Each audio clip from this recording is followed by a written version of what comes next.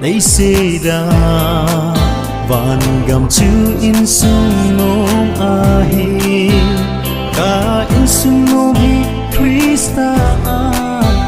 kung ko na hiti ka he in o ka Innsung nom hi Krista ko na hiti ka he nung hay selin hi ko kamang zi o ka Innsung mo nung hay selin hi ko kamang zi o ka Innsung mo Leiset Vangam chu Innsung mo ahi